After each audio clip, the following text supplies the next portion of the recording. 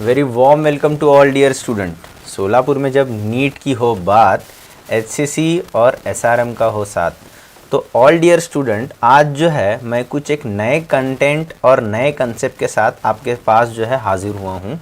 तो basic fundamental जो है इसका एक्सक्लूसिव कंटेंट जो हम हमारी ऑफलाइन जब कोचिंग लेते हैं तो तब ये जो है कंटेंट, और साथ ही साथ ऑनलाइन जब सिखाया गया तो कुछ कंटेंट हमारा जो है वो होता है। तो उस कंटेंट में से ही नीट एग्जामिनेशन 2021 को जो है कुछ क्वेश्चंस हूबहू जैसे के वैसे वहाँ पर जो है रिप्रेजेंट हुए हैं क्वेश्चंस। तो उस कंटेंट को जो है मैं आपके सामने जो है शेयर करने वाला हूँ। तो I welcome you all on my YouTube channel HCC Solapur. Myself Hippargi Feroz Abdul Jaleel. तो आप उसी के साथ साथ जो है बायोलॉजी फैकल्टी एसआरएम स्टार जो है आपके साथ जो है इंटरैक्ट करने वाले हैं। वेलकम स्टूडेंट्स, जैसा कि सर ने बताया कि हम जो ऑफलाइन में कंटेंट प्रोवाइड कर रहे हैं वहाँ से कैसे चीज़ें हम किस तरह का कंटेंट प्रोवाइड करते हैं और किस तरह से नीट में यानी कि फाइनल जो आपका एग्ज़ाम होता है उसमें किस तरह से वहाँ पर क्वेश्चन किस फॉर्मेट में दिखाई पड़ते हैं, उसकी अप्रोच किस तरह से होनी चाहिए, और साथ ही साथ उस क्वेश्चन को डील करने के लिए हम किस तरह से पढ़ाते हैं, हम क्या लेवल पर प्रिपरेशन करा के लेते हैं, वो सारी चीज़ों का एक छोटा सा ओवरव्यू हम यहाँ पर आपको देने जा रहे हैं। इस ओवरव्यू से आपको ये पता चल जाएगा कि हम ऑफलाइन में क्या लेवल का कंटेंट यहाँ पर प्रोवाइड कर रहे हैं। जैसे अभी हम बात करेंगे कुछ क्वेश्चंस की। पहला क्वेश्चन मैं आपको बताऊंगा, ऑस्मोटिक प्रेशर पे आया था फिजिकल केमिस्ट्री का सेक्शन। चैप्टर आप सब लोग बताएंगे और कमेंट में लिखना ऑस्मोटिक प्रेशर किस चैप्टर में आता है। फिजिकल केमिस्ट्री में आपको हिंट दे रहा हूँ। तो इसमें ऑस्मोटिक प्रेशर जो है इसका रिप्रेजेंटेशन पाई से किया जाता है, पाई इक्वल टू MRT। ये बेसिक फार्मूला है। और साथ ही साथ एक चीज़ आपको पता रखनी होती है, osmotic pressure is nothing but colligative property. एक कॉलिगेटिव प्रॉपर्टी है। कॉलिगेटिव प्रॉपर्टी मतलब जो सिर्फ नंबर पे डिपेंड करती है, उसके कितने मोल्स हैं उसके ऊपर डिपेंड करती है, किसके मोल्स हैं उसके ऊपर डिपेंड नहीं करती। समझ रहे हैं? NaCl हो, यूरिया हो, ग्लूकोज हो, कोई शुगर हो, अदर शुगर की बात कर रहा हूँ मैं। तो इसमें से अगर चीज़ें अलग अलग हो रही हैं लेकिन उनका नंबर अगर सेम रखा है ना, तो वो प्रॉपर्टी अगर सेम रहेगी तो उस प्रॉपर्टी को हम क्या कहेंगे? ऑस्मोटिक प्रेशर, है ना। कॉलिगेटिव प्रॉपर्टी कहेंगे। कॉलिगेटिव प्रॉपर्टी का एग्जाम्पल है ऑस्मोटिक प्रेशर। तो उसी पर एक सवाल पूछा गया था और हमने यहाँ पर ये कंटेंट दिया था। यहाँ पर देख लो, ऑस्मोटिक प्रेशर। ऑस्मोटिक प्रेशर को रिप्रेजेंट किया था पाई से, pi equal to MRT, where M represent, ये मॉलिकुलर मास को रिप्रेजेंट नहीं करता, ये रिप्रेजेंट करता है कंसंट्रेशन को। ये एक्चुअल में ऐसा है, pi equal to CRT। Pi equal to CRT। Pi मतलब ऑस्मोटिक प्रेशर, C मतलब कंसंट्रेशन, R मतलब universal gas constant and T stands for temperature. और कभी भी याद रखो मेरी एक बात, ये आपको कहीं पर भी नहीं मिलेगी, एक्सक्लूसिव कंटेंट है यहाँ पर, कि किसी भी फॉर्मूले में अगर T को कैपिटल में रिप्रेजेंट किया है तो इसका यूनिट हमेशा केल्विन में आना चाहिए, और किसी फॉर्मूले में T को स्मॉल t के फॉर्म में रिप्रेजेंट किया है और टेम्परेचर को डिनोट कर रहा है तब इसका आंसर डिग्री सेल्सियस में होना चाहिए। ये एक चीज़ यहाँ पे आपको सीखने को मिली। अब कंसंट्रेशन क्या होता है? Mole upon volume, pi equal to N upon V। Concentration mole upon volume है। आपको क्वेश्चन क्या क्या है उसको एक बार देख लीजिए, फिर इसका सोल्यूशन कैसे मैं आपको बताता हूँ। उन्होंने पूछा गया है 10 ग्राम ग्लूकोज लिया है, 10 ग्राम यूरिया लिया है और 10 ग्राम सुक्रोज लिया है, और क्या पूछा है आपको? ऑस्मोटिक प्रेशर के बारे में। जैसा मैंने बताया, osmotic pressure is a colligative property. वो नंबर पे डिपेंड करती है, टाइप पे डिपेंड बिल्कुल नहीं करती। तो यहाँ पर सुक्रोज लेने दो, यूरिया लेने दो, उससे कोई फर्क नहीं पड़ता। सबका मास क्या है? सेम है। क्या ज़रूरी है जिसका मास सेम हो उसके नंबर भी सेम हो? नहीं। जिसके मोल सेम है उसका नंबर सेम हो सकता है। तो हमें क्या निकालना पड़ेगा? किसके मोल सब में ज़्यादा होंगे उसका ऑस्मोटिक प्रेशर सब में ज़्यादा, जिसके मोल सब में कम होंगे उसका ऑस्मोटिक प्रेशर सब में कम। तो अब कंसंट्रेशन की ओर बढ़ते हैं। Pi equal to CRT। R और T कंस्टेंट है सबके लिए तो ये कट जाएंगे यहाँ पर। पाई प्रोपोर्शनल टू C, और ये C जो रहेगा, C के बारे में बात कर रहे हैं, N अपॉन V। और वॉल्यूम देखो सबका 250 ml ले रखा है, मतलब उन्होंने वॉल्यूम को भी यहाँ पर कैंसिल आउट करना पड़ेगा, तो हमें C प्रोपोर्शनल टू N। अब N जो है किसके टर्म्स में दिया है? मोल के टर्म्स में या फिर मास के टर्म में? मास के टर्म्स में। तो इस N को लिखना पड़ेगा वेट अपॉन मॉलिक्यूलर वेट। अब मॉलिक्यूलर वेट जिसका ज़्यादा उसके मोल कम, जिसके मोल कम उसका नंबर कम, जिसका नंबर कम उसका ऑस्मोटिक प्रेशर कम। तो यहाँ पर हमें डील किससे करना है? मॉलिक्यूलर वेट में। जैसा आप सब लोग जानते हैं सुक्रोज का मॉलिक्यूलर वेट सब में ज़्यादा होता है, ठीक है। और उसका सुक्रोज का मॉलिक्यूलर वेट अगर सब में ज़्यादा होगा, क्या उसके मोल सब में ज़्यादा होंगे? क्या नहीं, उसके मोल सब में कम होंगे। तो आंसर या तो इसमें या तो इसमें, क्योंकि P3 सब में लास्ट दिया गया है। और ग्लूकोज का जो मॉलिक्यूलर वेट है यूरिया से ज़्यादा होता है, तो ग्लूकोज के मोल यूरिया से कम, इसलिए यूरिया के मोल सब में ज़्यादा और यूरिया का ऑस्मोटिक प्रेशर सब में ज़्यादा। तो यहाँ पर आंसर आएगा P2 यानी कि यूरिया, P1 यानी कि ग्लूकोज, और last but not the least कौन आएगा वहाँ पर? सुक्रोज, क्योंकि उसका मॉलिक्यूलर वेट सब में ज़्यादा है, उसके 10 ग्राम में आने वाले मोल सब में कम होंगे। मोल सब में कम मतलब नंबर सब में कम, उसका ऑस्मोटिक प्रेशर कम। ये पहला क्वेश्चन यहाँ पे होगा। एसिडिक एंड बेसिक स्ट्रेंथ हम लोग पढ़ाया करते हैं, यहाँ पर कई क्लासेस में भी पढ़ाया जाता है, लेकिन हमने फोकस करके आपको हाइड्राइड्स के पढ़ाए थे। किसके हाइड्राइड्स? हेलोजन के, फ्लोरीन, क्लोरीन, ब्रोमीन, आयोडाइड। और वहाँ पर लिख के दिया था कि ये क्वेश्चन आपको इस साल अपेयर हो सकता है, और 2 क्वेश्चन में उसका एक क्वेश्चन डायरेक्ट है, एक क्वेश्चन इनडायरेक्ट उसका एप्लीकेशन यहाँ पर देखने को मिला। देखो यहाँ पर हमें बताया था कि बॉन्ड स्ट्रेंथ की जब आप बात करेंगे, बॉन्ड स्ट्रेंथ की जब बात करेंगे तो HF, HCl, HBr, HI ये सब क्या है? FCl, BRI ये सब क्या होंगे? हेलोजेंस होंगे। तो बॉन्ड स्ट्रेंथ जो डिपेंड करता है इलेक्ट्रोनेगेटिविटी डिफरेंस के ऊपर, जितना इलेक्ट्रोनेगेटिव डिफरेंस ज़्यादा उतना बॉन्ड स्ट्रेंथ क्या हो जाएगा? डायरेक्टली प्रोपोर्शनल लिखा है तो बॉन्ड स्ट्रेंथ वहाँ पर क्या हो जाएगा? ज़्यादा हो जाएगा। HF fluorine most electronegative element of the periodic table, इसलिए हाइड्रोजन तो कांस्टेंट है, यहाँ भी कांस्टेंट, तो मतलब इनके बीच में का डिफरेंस ज़्यादा, तो ये आसानी से बॉन्ड टूटने वाला है नहीं, क्योंकि बॉन्ड स्ट्रेंथ ज़्यादा होगी। अगर बॉन्ड आसानी से नहीं टूटेगा, क्या कभी H+ रिलीज हो पाएगा? क्या नहीं हो पाएगा। इसके लिए यहाँ पर उल्टा हो जाएगा एसिडिक कैरेक्टर का order, HI, HBr, HCl and HF as it is question आपको यहाँ पर देखने को मिलेगा। ये देखिए यहाँ पर ये दूसरा वाला क्वेश्चन जो मैं आपको बता रहा था, acid strength increases in the order given as HF, HCl, HBr, HI। तो पहला स्टेटमेंट तो सही है। दूसरा स्टेटमेंट जो है बॉन्ड स्ट्रेंथ के ऊपर हमने क्लियरली लिखा के दी थी कि बॉन्ड स्ट्रेंथ डिक्रीज होती है and so the acid strength increase. Clear cut एक ही पेज पे दोनों कॉन्सेप्ट लिखा के देते एज इट इज, वो स्टेटमेंट के फॉर्म में यहाँ पर आ चुके हैं। तो इसका आंसर क्या आ जाएगा? दोनों के दोनों स्टेटमेंट यहाँ पर ट्रू है। सेकेंड वाला इनडायरेक्ट था इस कॉन्सेप्ट के ऊपर, सेकेंड वाला इनडायरेक्ट था। यहाँ पर देखो, in which one of the following arrangements the given sequence is not strictly according to the properties indicated against it. NH3, PH3, ASH3, HBS3 ये कौन सी फैमिली के? Nitrogen family. Increasing acidic character सही है। CO2 इंक्रीजिंग ऑक्सीडाइजिंग पावर सही है। Acidic character वहीं पे अब ले सकते हो। यहाँ पर HF, HCl, HBr, HI ये तो अभी बात की थी हमने। एसिडिक स्ट्रेंथ ये भी सही है, लेकिन यहाँ पर देखो एसिडिक स्ट्रेंथ नीचे जाते हुए बढ़ते जा रही है, क्योंकि वहाँ पर बॉन्ड स्ट्रेंथ डिक्रीज हो रही है। तो इंक्रीजिंग pK वैल्यूज लिखा है। pK वैल्यू जो है Ka वैल्यू से निकाली जाती है।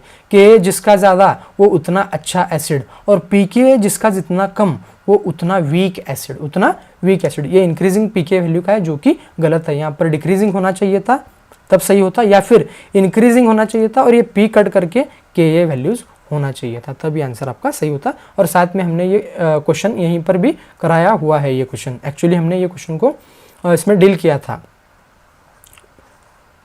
P ब्लॉक के अंदर। तो नेक्स्ट क्वेश्चन मैं आपको दिखाता हूँ यहाँ पे, blood grouping, antibody and antigen. अब आपका फेवरेट बायोलॉजी का सेक्शन यहाँ पर स्टार्ट हो चुका है। एंटीबॉडी एंड एंटीजन के ऊपर खास करके मैंने NCERT के एक्स्ट्रा पॉइंट के अंदर बच्चों को लिखा कर दिया था कि आप किससे ब्लड ले सकते हैं, वो डिपेंड करता है, आप किससे ब्लड ले सकते हैं वो डिपेंड करता है कि आपके प्लाज्मा के अंदर कौन से एंटीबॉडीज़ मौजूद हैं। यहाँ पर मैंने एक्स्ट्रा सेक्शन में लिखा के दिया था, आप उसी व्यक्ति से ब्लड ले सकते हैं या फिर आप कौन सा भी ब्लड एक्सेप्ट कर सकते हैं अगर जो ब्लड आप ले रहे हैं उसके एंटीबॉडीज़ आपके बॉडी में मौजूद नहीं होनी चाहिए। अगर आपने ए ब्लड लिया मान लो और आपके बॉडी के अंदर एंटी ए मतलब अगेंस्ट ए ये मौजूद रहेंगे, तो इस ए को वो मार डालेंगे, वहाँ पर क्लम्पिंग हो जाएगा, डिस्ट्रक्शन ऑफ आरबीसी हो जाएगा, इसलिए आप वो ब्लड नहीं ले सकते। क्वेश्चन आपसे पूछा गया था कि ए बी ब्लड ग्रुप जिस पर्सन का भी है वो किसी से भी ब्लड क्यों ले सकता है। किसी से भी ब्लड लेने का मतलब कोई भी अगर ए से भी ब्लड लिया तभी रिएक्शन नहीं, बी से भी ब्लड लिया तब भी रिएक्शन नहीं, ए बी से भी ब्लड लिया तभी भी रिएक्शन नहीं। ऐसा तभी पॉसिबल है जब उसके प्लाज्मा के अंदर कोई एंटीबॉडीज मौजूद नहीं है। आइए देखते हैं एप्लीकेशन इसका। Person with A B blood group are called universal recipient. Universal recipient मतलब किसी से भी वो ब्लड रिसीव कर सकते हैं, रिसिपेंट कहा गया है उन्हें। दिस इज ड्यू टू, क्योंकि उनके पास कोई भी एंटीबॉडीज़ उनके प्लाज्मा के अंदर नहीं होते। यहाँ पर सही जाएगा हमारा absence of antibodies anti A and anti be in plasma. ये एज इट इज़ मैंने लिखा के दिया था और एंटीजन के टर्म्स में समझाने की बजाय मैंने जानबूझकर इसे एंटीबॉडीज़ के टर्म्स पर समझाने की कोशिश की थी, क्योंकि पता था कि कहीं ना कहीं एंटीबॉडीज़ में एक अच्छा क्वेश्चन बन सकता है, ना कि एंटीजन से। आइसोलेशन ऑफ डीएनए, ये जो नेक्स्ट क्वेश्चन है बायोटेक्नोलॉजी का है। बायोटेक्नोलॉजी जो आप में से बहुत कम लोग बच्चे पढ़ते हैं और बहुत कम जगह पढ़ाते हैं, जहाँ पर भी पढ़ाते हैं वहाँ चीज़ें ये समझ नहीं आती। उस क्वेश्चन को हम यहाँ पर नोट्स के फॉर्मेट में देते हैं। उसमें लिखा गया था कि जब भी हम डीएनए को आइसोलेट कर रहे होते हैं, रिस्ट्रिक्शन एंजाइम को जब भी काम करना होता है, तो डीएनए एक प्योर फॉर्म के अंदर होना चाहिए, अदर मैक्रोमोलिक्यूल से फ्री होना चाहिए। इसलिए हमें डीएनए को प्रेसिपिटेट कराना होता है। प्रेसिपिटेट करने के लिए हम चिल्ड इथेनॉल वो भी चिल्ड किया हुआ इथेनॉल इस्तेमाल करते हैं, और जिससे कौन प्रेसिपिटेट होता है? डीएनए। एज इट इज हमने स्टेटमेंट लिखा के दी थी कि precipitate out after the addition of chilled ethanol, और कौन प्रेसिपिटेट होता है? डीएनए। आइए इसका एप्लीकेशन देखते हैं।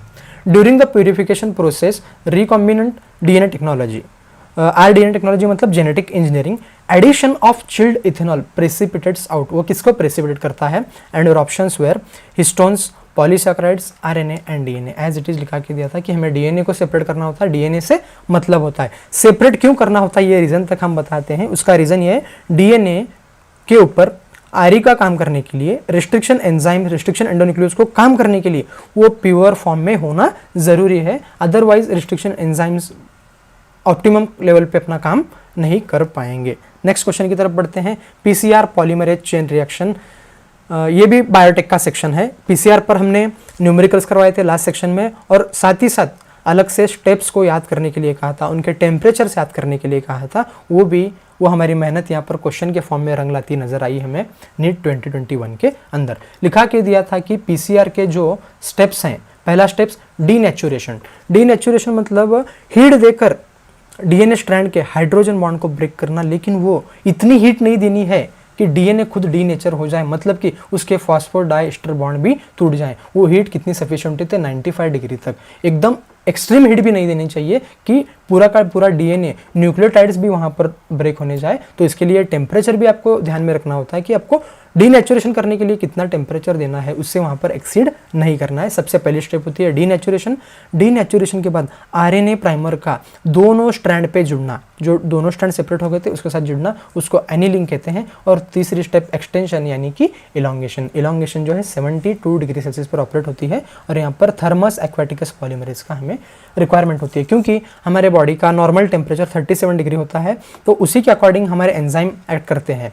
लेकिन पीसीआर में हमें एक हायर टेम्परेचर रिक्वायरमेंट होती है, तब हम अपना डीएनए पॉलीमरेज, ह्यूमन बीइंग का डीएनए पॉलीमरेज वहां पर इस्तेमाल नहीं कर सकते। जो हीट सेंसिटिव है उसका डीएनए वहां पर डीएनए पॉलीमरेज इस्तेमाल नहीं कर सकते, इसलिए हमें टैग पॉलीमरेज इस्तेमाल करना होता है। ये भी एक तरह का डीएनए पॉलीमरेज है, बस इस बैक्टीरिया से निकाला गया है, थर्मस एक्वाटिकस से, इसलिए इसका नाम दिया गया है टैग पॉलीमरेज। स्टेप्स देख लिया आपने।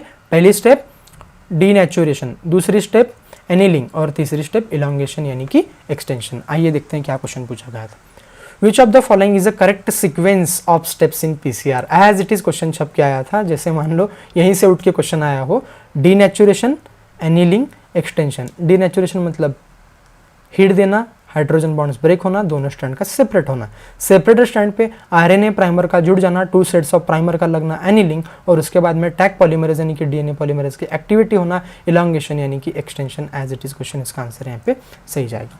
और पीसीआर पर जानबूझकर हमने लास्ट में भी कुछ क्वेश्चंस करवाए थे, कुछ न्यूमेरिकल करवाए थे, क्योंकि ओवरऑल कहीं ना कहीं हमें लग रहा था कि इससे इस बार प्रोबेबिलिटी ज़्यादा है, तो पीसीआर पर एक क्वेश्चन नहीं 2 क्वेश्चन आए थे, दोनों सेम कॉन्सेप्ट पर बेस्ड रहते हैं। During the process of gene amplification, gene amplification मतलब जीन का नंबर बढ़ाना, using PCR, using polymerase chain reaction, if very high temperature is not maintain, मतलब इन्होंने कहा है कि अगर आपने टेम्परेचर हाई मेंटेन नहीं किया तो कौन सी स्टेप पहले इफेक्ट हो सकती है? तो इसका आंसर जाएगा डीनेचुरेशन, क्योंकि सबसे ज्यादा टेम्परेचर किसको लग रहा था? डीनेचुरेशन को, 95 का। एनीलिंग को कितना लग रहा था? 55 to 65 रेंज में बता रहे थे। एंड फाइनली एक्सटेंशन को कितना लग रहा था? 72।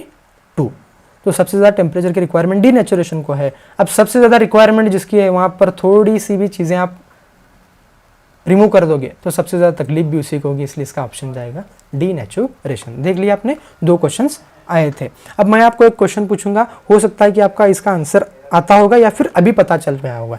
डीएनए रेप्लिकेशन के अंदर कई सारे एंजाइम इस्तेमाल होते हैं बॉडी के अंदर जब डीएनए रेप्लिकेशन हो रहा है, लेकिन पीसीआर में हम जीन ऑफ इंटरेस्ट की कॉपी बनाते हैं तब भी डीएनए रेप्लिकेशन करते हैं। तो आपको यह बताना है ये हीट का काम बॉडी में कौन सा एंजाइम करता है। मतलब हीट जो हाइड्रोजन बॉन्ड ब्रेक करने में काम आ रही है, तो बॉडी में तो इतनी एक्सट्रीम हीट जनरेट नहीं कर सकते, तो हाइड्रोजन बॉन्ड तोड़ने के लिए वहां पर कौन सा एंजाइम है बॉडी के अंदर, वो आपको बताना है। ऑप्शन में आपको देता हूं helicase, DNA ligase, DNA polymerase, RNA polymerase. मतलब हीट का सब्स्टिट्यूट कौन है या फिर वहां का सब्स्टिट्यूट, यहाँ पर हीट किसका सब्स्टिट्यूट है ये आपको बताना है। नेक्स्ट कॉन्सेप्ट की ओर बढ़ते हैं, जेल इलेक्ट्रोफोरेसिस डीएनए स्टेनिंग। मतलब बायोटेक्नोलॉजी से भर भर के क्वेश्चन आए इस साल।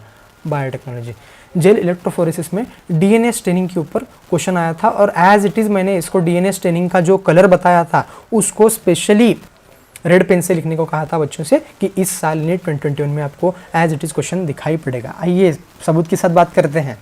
जेल इलेक्ट्रोफोरेसिस टेक्निक थी यहाँ पे, ये देख रहे हो जेल इलेक्ट्रोफोरेसिस। इसमें डीएनए फ्रैगमेंट को सेपरेट करते हैं, जो डीएनए फ्रैगमेंट्स आरी के काम करने के बाद में बने हुए होते हैं, और we can see bright orange coloured bands. मतलब जब डीएनए सेपरेट पूरा होता है उसके अंदर यूवी रेडिएशन मारते हैं, जब अपन विजिबल लाइट के अंदर देख नहीं सकते, इथिडियम ब्रोमाइड से स्टेनिंग करनी होती है, स्टेनिंग करने के बाद भी विजिबल लाइट के अंदर वो विजिबल नहीं होते, तब हमें यूवी एक्सपोजर करना होता है, तब वो किस बैंड में दिखाई पड़ते हैं मैंने क्लियरली लिख कर दिया था, ब्राइट ऑरेंज कलर बैंड्स। और ऑप्शन भी सेम देखिए, DNA strands on gel stained.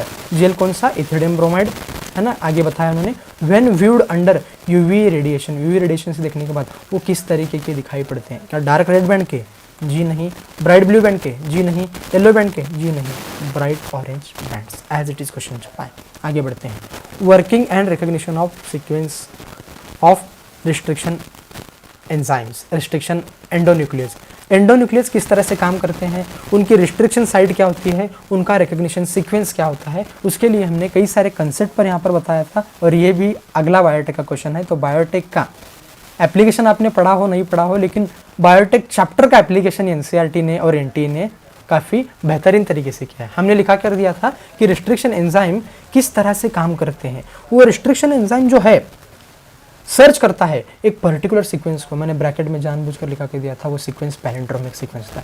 Palindromic का मतलब दो तरह के palindrome, language palindrome and genetic palindrome. Language palindrome के अंदर आप दाएं से बाएं पढ़ो और बाएं से दाएं पढ़ो तब सीक्वेंस सेम मिलता है, यानी कि आपकी रीडिंग सेम होती है। जैसे लैंग्वेज पैलिंड्रोम के कुछ एग्जांपल, जहाज, जहाज मतलब ऐसे जाओ या फिर ऐसे जाओ, इधर से भी पहले ज आएगा, ज हा ज, LEVEL, LEVEL, सिविक, मलयालम जो एनसीईआरटी में दे रखा है, चम्मच, नितिन, मैडम, ये सारे कौन से हैं, लैंग्वेज पैलिंड्रोम। जेनेटिक पैलिंड्रोम इससे हल्का सा अलग होता है। जेनेटिक पैलिंड्रोम यानी कि वो सीक्वेंस होता है जिस पर रिस्ट्रिक्शन एंडोन्यूक्लियस काम करते हैं, जिसको वो सर्च कर रहे होते हैं और तभी उनका वर्किंग प्रॉपरली हो पाता है। तो जेनेटिक पैलिंड्रोम हल्का सा लैंग्वेज पैलिंड्रोम से कैसे अलग है, आइए देखते हैं, फिर आपको वो क्वेश्चन आसानी से आ जाएगा।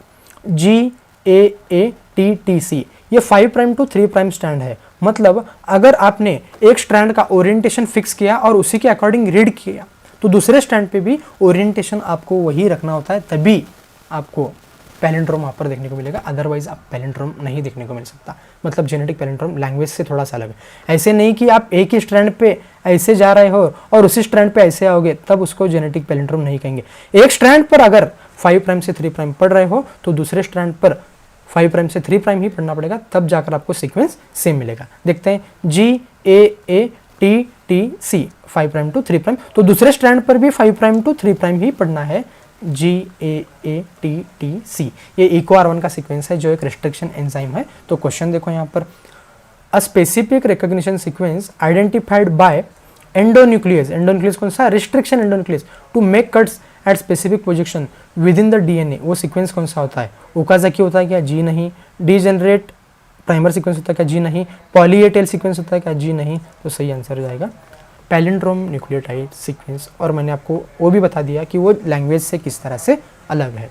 अब ये coordination compound chemistry, inorganic chemistry का सवाल है। हमने खास करके एक ही एग्जांपल फोकस करके बताया था कि इस साल क्वेश्चन अगर डेंटिसिटी पे आएगा, कौन कितने लोन पेयर डोनेट कर सकता है, किसके कितने डोनर साइड्स हैं, उस पर अगर आएगा तो एकमात्र एग्जाम्पल पे आ सकता है जिसका नाम था, सोच सकते हो, इथाइलिन डायमाइन टेट्रा एसीटेट, ओहो ये है हेक्साडेंटेट, हमने क्लियरली यहाँ पर मेंशन करके दिया था, इथाइलिन डायअमीन टेट्रा एसीटेटो। डायअमीन मतलब, डाय मतलब दो, अमीन ग्रुप मतलब नाइट्रोजन, मतलब दो नाइट्रोजन तो होने पक्के हैं, तो दो नाइट्रोजन होंगे, सही है। टेट्रा एसीटेटो, एसीटेटो मतलब CH3COOH, यहाँ से H हटाओ, इसको प्लस हट जाएगा, फिर O पे माइनस आ जाए, एक O पे माइनस, ऐसे टेट्रा बोला है, टेट्रा मतलब चार, मतलब चार O, 1 2 3 4, क्या वो आ चुका है, जी हाँ 4O, मतलब दो नाइट्रोजन 4 O, टोटल 6 दोनों साइड, मतलब हेक्साडेंटेट, ये इसकी डेंटिसिटी है, डेंटिसिटी। आइए देखते हैं क्या क्वेश्चन है। Ethylene diamine tetra acetate EDTA ion is bidentate ligand, गलत, बकवास जवाब। ट्राइडेंटेट लिगैंड, बकवास जवाब। यूनिडेंटेट लिगैंड, बकवास जवाब। हेक्साडेंटेट लिगैंड, टिक करेंगे और OMR फेंक के भाग आएंगे। इस तरह का सवाल था, बस देखते ही आपको टिक करना था। हेक्साडेंटेट, इथाइलिन डायमाइन, डाई मतलब दो, दो अमाइन मतलब दो नाइट्रोजन, टेट्रा एसीटेटो मतलब 4 ऑक्सीजन, टिक करो। Microbes in human welfare, organic acid, ये तो मैंने चार्ट बना के लिखा के दिया था और इस पर एक सिंपल ट्रिक भी दी थी, वो ट्रिक आज बच्चों के काम आई और हमारी मेहनत भी यहाँ पर रंग लाई। ट्रिक मैंने बताई थी कि NCERT के अंदर ऑर्गेनिक एसिड और उसके करस्पॉन्डिंग माइक्रोब 4 दिए हुए हैं टोटल, उसमें से 3 बैक्टीरिया हैं, एक फंगाई है, सिर्फ आपको एक फंगाई याद करना है और उसके अकॉर्डिंग उसका सिट्रिक एसिड याद करना है, बाकी कुछ याद नहीं रखना था। देखिए कैसे, उस फंगाई का नाम है एस्परजिलस नाइगर। एस्परजिलस नाइगर वो फंगस है और वो सिट्रिक एसिड प्रोड्यूस करता है, बस इतना याद रख के जाना था, इतना दिमाग पे लोड नहीं लेना था, बस इतना याद करे निकल ली। 25% याद करना था और वहाँ पे 100% उतार के आना था। Aspergillus niger citric acid produce करता है, बाकी के सारे बैक्टीरिया थे और बाकी के बैक्टीरिया के नाम के अंदर ही उनसे बनने वाला एसिड था, जैसे Acetobacter aceti, aceti acetic acid, butylicum Clostridium butylicum butyric acid, bacteria bacteria, Lactobacillus दूध से दही बनाने में bacteria, Lactobacillus lactic acid, tick करो, यहाँ पर भी मार्क्स पाओ, टिक करो, मार्क्स पाओ कंसेप्ट थी यहाँ पर। Aspergillus niger citric acid, Acidobacter aceti acetic acid, butylicum butyric acid, lacto lactic lactic acid, हो गया यहाँ से आंसर। आपको बस ऐसे हल्के से टिक करना था, बिना आवाज़ के टिक करके चले आना था आपको। आपने उतना भी नहीं किया होगा तो मतलब आप बहुत सस्ता नशा कर रहे हैं, सोच लीजिए। Next question, respiration oxidative phosphorylation. Oxidative phosphorylation के ऊपर एक क्वेश्चन पूछा गया था। वैसे फॉस्फोराइलेशन मतलब ATP का बनना। ATP बनने के कई सारे तरीके हैं, फोटोसिंथेसिस में तरीके हैं, लाइट का इस्तेमाल करके ATP बनता है, इसलिए उसे फोटोफॉस्फोराइलेशन कहा जाता है, और केमिकल का इस्तेमाल करके रेस्पायरेशन में जो बनते हैं उसको ऑक्सीडेटिव, फोटो नहीं लगाना वहाँ पर, ऑक्सीडेटिव फॉस्फोराइलेशन। ये हमने कंसेप्ट पढ़ाई थी, नोट्स प्रॉपरली बना के दिए थे और बच्चों को याद करने के लिए कहा था, ये लाइन लास्ट में लिख कर दी थी बच्चों के लिए। एक NADH2 से 3 ATP बनते हैं रेस्पायरेशन में, oxidative phosphorylation, where as 1 FADH2 forms 2 ATPs। 1 से 3, 1 से 2, दोनों सेम हैं क्या? नहीं, एक NADH2 से 3 ATP, एक FADH2 से 2 ATP। इसका एप्लीकेशन दिखाता हूँ। विच of the following statement is incorrect. Incorrect statement मतलब गलत ढूंढना है, वो गलत तो होगा लेकिन आपका सवाल सही करके जाएगा। वो स्टेटमेंट गलत तो होगा लेकिन आपका सवाल सही करके जाएगा। समझ रही है? दिमाग ध्यान से खुला होना चाहिए। In ETC electron transport chain मतलब रेस्पिरेशन की बात कर रहा है। 1 molecule of NADH plus give rise to 2 ATP molecule. गलत जवाब है। एक NAD से कितने बनते हैं? 3। उसने क्या लिखा है? 1 से 2। गलत। आगे का पढ़ोगे क्या? आगे का अगर आप पढ़ेंगे इतना होने के बावजूद भी तो आप बहुत सस्ता नशा वहाँ पर कर रहे थे। इतना ही करना था, टिक करके आना था। चलिए next question, enthalpy of a reaction. Enthalpy of a reaction ये आप कई जगह पर भी पढ़ सकते हैं, जैसे कि केमिकल काइनेटिक्स में, बेसिक्स ऑफ केमिस्ट्री में हम इसे पढ़ाते हैं, और आपका इंपॉर्टेंट चैप्टर थर्मोडायनेमिक्स हम वहाँ पर इसे पढ़ाते हैं। मैंने पढ़ाया था खास करके एक्सोथर्मिक रिएक्शन के बारे में। उसमें कहा था एक्सोथर्मिक रिएक्शन मतलब अल्टीमेटली प्रोडक्ट के पास कम हीट बचती है, मतलब रिएक्टेंट के पास जितनी थी उससे कुछ एनर्जी गेन किया और बहुत ज़्यादा एनर्जी लूज किया। एक्सोथर्मिक रिएक्शन मतलब रिएक्टेंट की एनर्जी जो है प्रोडक्ट की एनर्जी से ज़्यादा होगी या कम होगी? रिएक्टेंट की ज़्यादा होगी। रिएक्टेंट की ज़्यादा होगी, मतलब प्रोडक्ट और रिएक्टेंट की एनर्जी का जब आप डिफरेंस लेंगे, इसकी कम इसकी ज़्यादा, कम में से ज़्यादा माइनस करोगे तो ओवरऑल नेगेटिव आ जाएगा। मतलब किसी रिएक्शन की अगर एंथैल्पी नेगेटिव है तो रिएक्शन एक्सोथर्मिक है। उसका ग्राफ कुछ इस फॉर्मेट में बनता है कि रिएक्टेंट की एनर्जी जो है ऊपर रहती है और प्रोडक्ट की एनर्जी नीचे रहती है। आइए देखते हैं एप्लीकेशन। फॉर अ रिएक्शन ए से बी बन रहा है, एंथैल्पी ऑफ रिएक्शन इज -4.2, मतलब ये एक्सोथर्मिक रिएक्शन। एक्सोथर्मिक रिएक्शन में प्रोडक्ट की एनर्जी ऊपर और रिएक्टेंट की एनर्जी नीचे, प्रोडक्ट की एनर्जी ऊपर और रिएक्टेंट की एनर्जी नीचे। बस इतना ही आपको वहां पर करना था, बस इतना ही आपको वहां पर टिक करके आना था। तो आप देख रहे हो प्रोडक्ट की एनर्जी ऊपर है ना, तो प्रोडक्ट की एनर्जी, ये प्रोडक्ट की एनर्जी नीचे, सॉरी प्रोडक्ट की एनर्जी यहाँ पर नीचे होनी चाहिए और रिएक्टेंट की एनर्जी ऊपर। तो ये ग्राफ कुछ इस तरह से बना। बाकी सब तरफ देखो, यहाँ पर रिएक्टेंट की एनर्जी, यहाँ पर प्रोडक्ट की एनर्जी, ये नीचे ये ऊपर, गलत जवाब, फर्जी जवाब। ये नीचे ये ऊपर, ये दोनों तो सेम है, बकवास जाओ। ये दोनों सेम सेम, ये सेम सेम इस क्वेश्चन पे सेम। आइए नेक्स्ट क्वेश्चन की तरफ बढ़ते हैं। मेयर फार्मूला, मेयर फार्मूला तो स्टैंडर्ड सबको रटा हुआ होना चाहिए यार। Cp minus CV equal to R, या फिर इसको इस तरह से लिख सकते हैं Cp equal to CV plus R। सही है, ये तो हमने सबको लिखा के दिया था और 10 बार इसका भजन गाने के लिए बोला था कि याद कर लो इस बार आएगा, याद कर लो इस बार आएगा। Sp minus SV R upon M, ये किसका होता है, ग्राम स्पेसिफिक कैपेसिटी। और वहाँ पर आगे जब देखोगे Cp minus CV equal to R, ये मेयर फार्मूला बोलते हैं इसको। वो वाला मेयर नहीं, आपके सिटी वाला ME, वो वाला नहीं, यहाँ पर MEYER वाला है। तो मेयर फार्मूला याद करने के लिए कहा था। और एज इट इज़ क्वेश्चन, जिसको फार्मूला याद है वो टिक करेगा भाग आएगा, टिक करेगा भाग आएगा। तो ये वाला हो गया। बॉयल्स लॉ PV ग्राफ, सिर्फ यही ग्राफ बताया था और इसके 3 अलग अलग इक्वेशन फॉर्म करके बताया था कि यहाँ से क्वेश्चन हो सकता है। तो देखो PV इक्वल टू NRT, पहले इक्वेशन लगाते हैं सबसे पहले, जो आपके एजुकेटर भी करते हैं वो भी अपन यहाँ पर करेंगे। फिर P equal to N upon V RT, फिर ये सब सारे अगर चीज़ें कांस्टेंट रहेंगी, मोल्स भी कांस्टेंट, ये तो बचपन से कांस्टेंट, जब आप पैदा नहीं होते तब से R तो कांस्टेंट ही है। और टेम्परेचर अगर आप रिएक्शन कर रहे हैं तो आप कांस्टेंट ही रखेंगे ना, बार बार टेम्परेचर थोड़ी ही चेंज करेंगे। तो यहाँ पर P inversely proportional to V, मतलब दोनों के बीच में कैसा रिलेशनशिप है, उल्टा फुल्टा रिलेशनशिप है। ये बढ़ा तो ये घटेगा, ये घटेगा तो वो बढ़ेगा। तो मतलब यहाँ पर ग्राफ रेक्टेंगुलर हाइपरबोला आना चाहिए। लेकिन क्वेश्चन ये नहीं था रेक्टेंगुलर हाइपरबोला आएगा, वो नहीं पूछा था, वो तो आपको पता होना चाहिए। स्ट्रेट लाइन तो ग्राफ नहीं बनेगा, ऐसा तो ग्राफ नहीं बनेगा बिल्कुल भी P और V के बीच में। ठीक है, रेक्टेंगुलर हाइपरबोला ग्राफ बनेगा, ये एक पहली कंसेप्ट हो गई। और दूसरा पूछा था कि टेम्परेचर, अगर मान लो दूसरी रिएक्शन चल रही है तो वहाँ पर हम टेम्परेचर वैरी करके देखेंगे तब क्या होगा, ऐसे पूछे थे। तब कैसा ग्राफ बनेगा, PV का कैसा पैटर्न वहाँ पर देखने को मिलेगा। तो उन्होंने कहा, तो इसके लिए भी मैंने एक शॉर्टकट बताया था बच्चों को कि आप यहाँ से एक स्ट्रेट लाइन ड्रॉ करो और P इंटू V का प्रोडक्ट लो, P इंटू V का प्रोडक्ट लो। यहाँ पर मान लो V 10 है और यहाँ पर मान लो P 10 है, 10 इंटू 10 100, पहला आंसर आ रहा है 100। किस टेम्परेचर पे, मान लो ये लाइन है 200 वाले टेम्परेचर की, अब ये 400 वाले टेम्परेचर की लाइन है मान लो, और यहाँ पर V 20, P 20 है मान लो, 20 इंटू 20 400, 20 इंटू 20 400। ये आगे तीसरे वाला, यहाँ पर टेम्परेचर, ये लाइन है मान लो 600 की, यहाँ पर मानो 30, यहाँ पर मानो 30, ये 900। मतलब जैसे जैसे टेम्परेचर बढ़ता जा रहा है वैसे PV का प्रोडक्ट बढ़ता जा रहा है। लेकिन हमें सोचना कैसे था, जैसे जैसे PV का प्रोडक्ट बढ़ता जा रहा है, इसका मतलब ये है कि वहाँ पर टेम्परेचर बढ़ता जा रहा है, क्योंकि PV का प्रोडक्ट जो है तभी बढ़ेगा जब टेम्परेचर बढ़ रहा हो। ये इंक्रीज तो ये इंक्रीज। आइए देखते हैं इसका एप्लीकेशन। क्या बताना था, बॉयल्स लॉ PV का ग्राफ बताना था। स्ट्रेट लाइन तो नहीं रहेगा, फर्जी जवाब।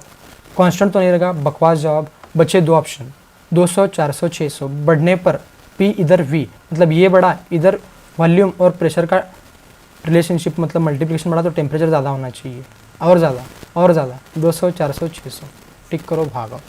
Next question, application of Kohlrausch law. Application of Kohlrausch law में हमें कोलरॉश लॉ क्यों पढ़ना होता है, ये सारी चीज़ें भी पहले पता होनी चाहिए। एक्स्ट्रापोलेशन मेथड नाम का एक टॉपिक होता है जो बहुत कम जगह पर पढ़ाते होता है और कुछ सस्ते लोग तो इसे पढ़ाते भी नहीं है। उसके अंदर कैसे होता है कि वीक इलेक्ट्रोलाइट का इनफाइनाइट डाइल्यूशन पर कंडक्टिविटी हमें निकालनी होती है, molar conductivity and equivalent conductivity. खैर मोलर कंडक्टिविटी अगर अपन निकाल लेंगे तो एन फैक्टर की मदद से हम इक्विवेलेंट कंडक्टिविटी तक पहुंच सकते हैं, लेकिन इनफाइनाइट पे निकालनी होती है। तो ये एक्स्ट्रापोलेशन मेथड वीक इलेक्ट्रोलाइट्स के लिए एप्लीकेबल नहीं है। तो मतलब इनफाइनाइट डाइल्यूशन करने पर वीक इलेक्ट्रोलाइट की मोलर कंडक्टिविटी कितनी होगी वो ग्राफिकल या फिर मैथमेटिकल तरीके से आप निकाल नहीं सकते। तब वहाँ पर कोलरॉश बोलता है तुम नहीं निकाल सकते तो मैं निकालता हूँ, और उससे अगर आंसर निकालते हैं कोलरॉश लॉ की मदद से तो वो आ जाएगा एप्लीकेशन ऑफ कोलरॉश लॉ। और उसी पर क्वेश्चन आया था, हमने एक के बाद एक कंसेप्ट पढ़ाई थी कोलरॉश लॉ के अंदर। इससे आप वीक इलेक्ट्रोलाइट का इनफाइनाइट डाइल्यूशन पे मोलर कंडक्टिविटी तो कैलकुलेट कर सकते हो, साथ ही साथ 2 नंबर पे इसी पेज पे मैंने एक कंसेप्ट पढ़ाई थी टू फाइंड आउट अल्फा यानी कि degree of dissociation of weak electrolyte. ये भी एप्लीकेशन ऑफ कोलरॉस लॉ, ये पहला एप्लीकेशन यहाँ वाला, ये दूसरा एप्लीकेशन, ये तीसरा एप्लीकेशन कि आप अल्फा अगर आप निकाल लोगे डिग्री ऑफ डिसोसिएशन तो Ka into C alpha square लिख के आप डिसोसिएशन कांस्टेंट भी निकाल सकते हो, आयनाइजेशन कांस्टेंट भी उसका निकाल सकते हो। ये कंसेप्ट एक ही पेज पे पढ़ाई थी और एक पेज से आए तो आए इलेक्ट्रोकेमिस्ट्री में 2 क्वेश्चन और हमारे नोट्स के एक ही पेज पर से आए। पहले उन्होंने पूछा था कि इसकी कंडक्टिविटी क्या होगी CH3COOH की, पहली कंडक्टिविटी x + y - z करना था कि इन सबको ऐड करके एक को माइनस करना था, सीक्वेंस के अकॉर्डिंग करना होता है। और यहाँ पर पहले आपको अल्फा निकालना था, अल्फा का स्क्वायर करना था C से मल्टीप्लाई, तब डिसोसिएशन कांस्टेंट की वैल्यू आपको मिल जाती। दोनों के लिए करना था, कप्पा आपको क्वेश्चन में दिया गया था। आइए देखते हैं क्वेश्चन के। The molar conductivity of 0.007 molar acetic acid is 20 yes मतलब साइमंस। साइमंस किसका यूनिट होता है पता है? Centimetre square mole inverse. What is the dissociation constant? देखो आ चुका है, के के बारे में पूछा है। Dissociation constant, degree of dissociation पूछता तो अल्फा पूछता। जब आप के उसका नेक्स्ट वर्जन निकाल पा रहे हो तो आप अल्फा नहीं निकाल पाओगे क्या? और अल्फा निकालने के बाद ही आंसर आता है। अगर अल्फा पूछता तो आपके लिए आंसर और थोड़ा आसान होता, तरीका और थोड़ा आपको आसान मिलता है। ये पहला एप्लीकेशन कोलरॉस लॉ का जो हमने पढ़ा है। दूसरा एज इट इज शब्द क्या है जो हमने एग्जाम्पल लिया था, NaCl, HCl एंड CH3CO यानी कि इनफाइनाइट डाइल्यूशन पे आपको मोलर कंडक्टिविटी, मोलर कंडक्टेंस दिया गया है आपको CH3COH जो कि वीक इलेक्ट्रोलाइट है उसका निकालना था। इसका आंसर आएगा 390। मतलब कैसे? NaCl आपको फाइनल में नहीं चाहिए, NaCl वाली इक्वेशन को माइनस कर दो, ये चाहिए Cl नहीं चाहिए, ये नहीं चाहिए CH3, मतलब ये सिर्फ आए, ये आए और ये आए, मतलब ये दोनों इक्वेशन में आने ही आने चाहिए। फिर उसके अकॉर्डिंगली आपको इक्वेशन सेट करनी थी और आंसर निकालना था 390.71। तो इस तरह से कुछ झलकियाँ हमने दी है आपको इस लेक्चर में कि कंटेंट किस तरह से जाना चाहिए, एक अप्रोच स्टूडेंट की कैसे होनी चाहिए, उससे बेहतर एक एजुकेटर की अप्रोच होनी चाहिए, तभी तो बच्चा पढ़ पाएगा। जब आपको पता चलेगा कि हमें करना क्या है, उसी के अकॉर्डिंग आपको चीज़ें वहाँ पर डील करने के लिए आसान होंगी और तभी आप एंट्रेंस क्लियर कर पाएंगे। वरना मार्केट में तो चूरन बेचने वाले बहुत लोग बैठे हुए हैं। तो चूरन मत खाइए, सही से पढ़िए, ढंग से पढ़िए, मुस्कुराते रहिए और एग्ज़ाम क्लियर करते रहिए। मिलते हैं, थैंक यू। यस तो गाइस जैसे SRM सर ने जो है आपको बताया कि एक एजुकेटर की अप्रोच कैसी होनी चाहिए क्वेश्चंस को डील करने से पहले, ठीक है। तो एजुकेटर की अगर अप्रोच अगर तगड़ी रहेगी तब जाके तो बच्चों के जो है क्वेश्चंस बनेंगे, ठीक है। तो हम जो है थ्रू आउट द ईयर ऐसा जो है कंटेंट देते आ रहे हैं, ठीक है। तो आपको जो है बायो का जो है 360 मार्क का जो आपका जो बायो का पेपर था, तो एक्सक्लूसिवली जो है हमारे जो कंटेंट गया था, जो नोट्स गए थे, ठीक है, उसमें जो है आपका 360 मार्क का जो पेपर था उसके बाहर नहीं जा रहा है, ठीक है। और साथ ही साथ जो है केमिस्ट्री के, फिजिकल केमिस्ट्री, इनऑर्गेनिक केमिस्ट्री के और ऑर्गेनिक केमिस्ट्री के, तो कुछ ऐसा अगर मैं मिलाकर अगर बात करूं तो 130 प्लस जो है आपका जो है क्वेश्चन जो है इसी कंटेंट में से जो है मिला था, जो आपका नीट 2021 का पेपर था, ठीक है। तो अगर आप जो है इस ईरा को अगर ज्वाइन करना चाहते हैं तो आप आपका जो है इंटरेस्ट जो है कमेंट बॉक्स में ज़रूर मेंशन करें, ठीक है। तो आपके कमेंट के मुताबिक जो है आपको रिप्लाई दिया जाएगा, ठीक है। तो शोलापुर में जब नीट की होगी बात तो HCC और SRM का होगा साथ। चलिए गाइस, थैंक यू।